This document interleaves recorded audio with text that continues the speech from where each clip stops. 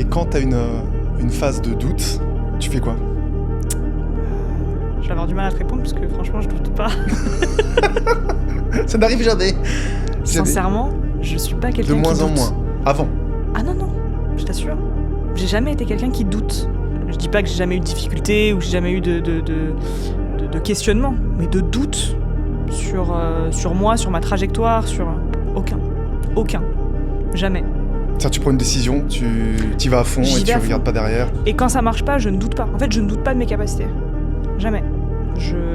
En tout cas, je sais que je suis la personne la mieux placée pour porter mon projet. Donc, je ne doute pas. Du tout. Ça marche pas, ok. Bah, j'ai mal fait.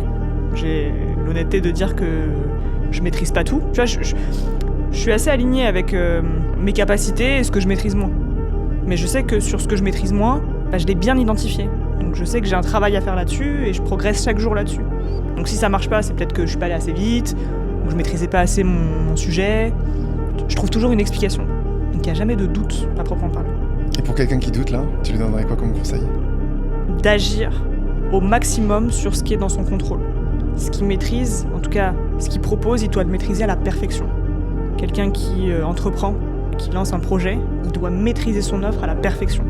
Il doit savoir l'expliquer, il doit comprendre son prospect et lui proposer la meilleure solution possible, il doit savoir adapter son offre en fonction de la personne avec qui il échange.